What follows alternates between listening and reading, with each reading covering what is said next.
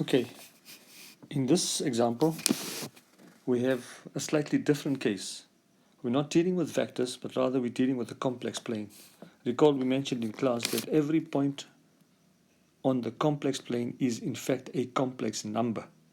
So that a curve on the complex plane represents a set of complex numbers joined by some curve using a parameter t.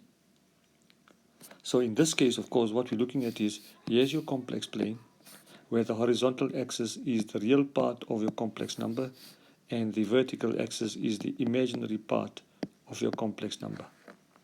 And every point there, of course, is a complex number. So if you take a curve on this complex plane, remember, is a connection between various points. And a tangent to that is given by the derivative of the complex z. So if, in this example, if z is equal to, as a function of t, the parameter t squared e to the I pi t, then this curve will be obtained by taking various values of t. So t equal to 0, for example, will give you the point 0, that's the origin, and so on and so on. So and then z dot would be the tangent to this curve at some point with value t. So z here will represent, as before, the tangent as far as z is concerned. Okay, so suppose we want, so here's the example on this curve. What we want, right? Let's do this a bit better. What we want is the length of the arc, the arc length between 2 points on this curve, z equal to t squared e to the I pi t. So we want the arc length between 2 points, and remember, 2 points means between two complex numbers. Between points, and this is in terms of z, this is z equal to 0 and z equal to minus 1, complex numbers. When we do the integration, we need this in terms of t. Otherwise, we cannot do the integration. Right. So the length is going to be given by, as always, the integral between two t values. I'm going to call this t equal to alpha and t equal to beta, and that's going to be the mod of z dot. So it's very similar to before, but we don't have vectors, we have complex numbers. There's no vector notation here. This is your z differentiated with respect to t. Take the mod of it, and this modulus that you're taking here is not the length of a vector, it is the mod of a complex number. So this is the mod of z dot integrated with respect to t between alpha and beta. Okay, we need to compute z dot and then the mod of z dot in this case. Right, first of all then, the function z dot is a derivative of z with respect to t.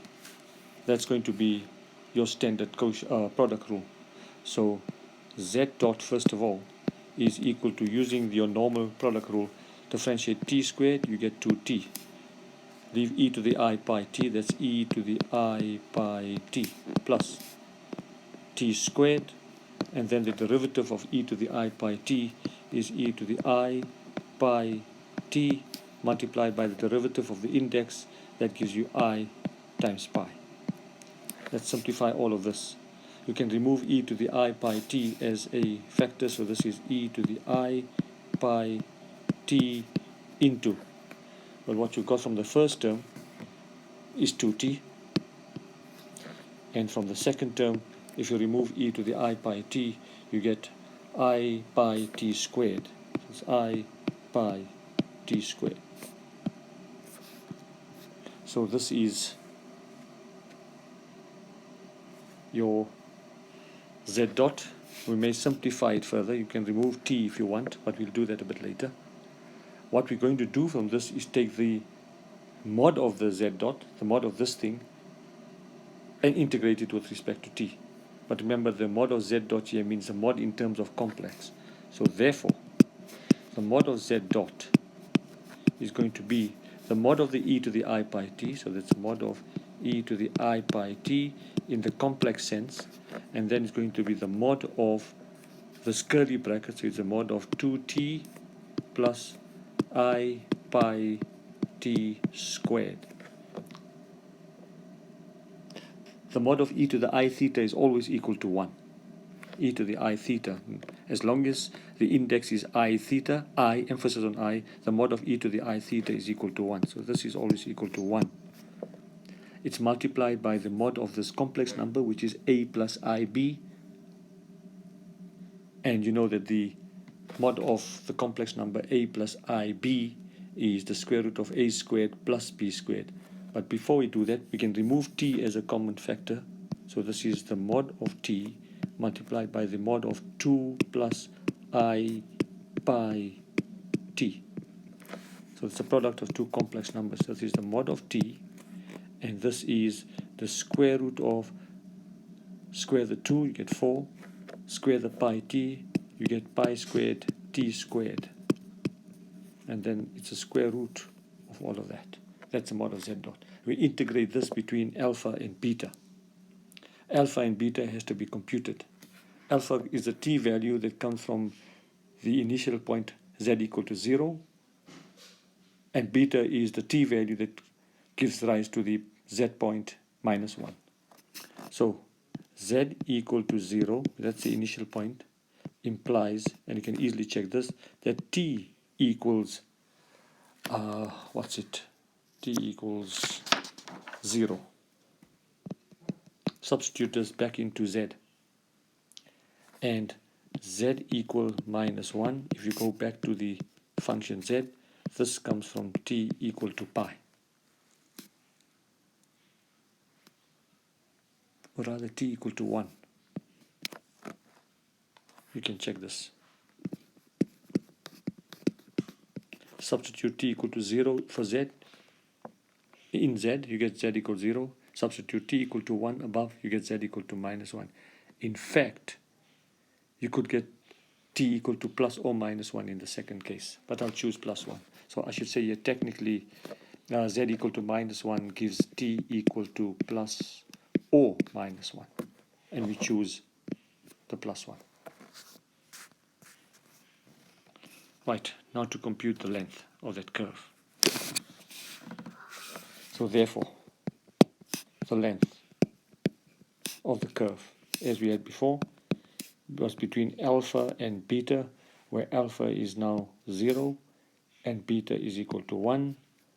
We're integrating the mod of r dot, and because t is between 0 and 1, all is positive, so this is, the mod t is just t multiplied by the square root of 4 plus pi squared t squared, and all that integrated with respect to t.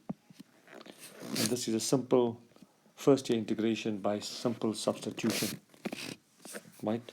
So in this substitution, let's do the substitution slightly like so. You put, or you let u equal to the thing under the integration, under the square root. So put u equal to 4 plus pi squared t squared. Therefore, du is going to be equal to, differentiate the right hand side with respect to t, you get 2 pi squared t dt. So therefore, t dt is going to be 2 pi squared. On the one side, well, divide both sides by 2 pi squared. So du over 2 pi squared is going to be t dt. Well, you're changing the variable, so you're changing the limits also. T equals 0 implies that u is equal to 4, and t equals 1 implies u equal 4 plus pi squared. Put all of this into the length. So therefore,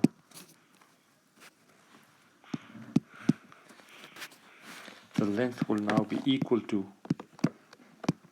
an integral from, instead of 0 to 1, it's going to be from 4 to 4 plus pi squared. 4 plus pi squared. The integration, the t dt, is going to be du over 2 pi squared, and the thing under the square root is going to be very simply u. So this is the square root of u du divided by 2 pi squared. That's equal to, take out the 1 over 2, this is 1 over 2 pi squared.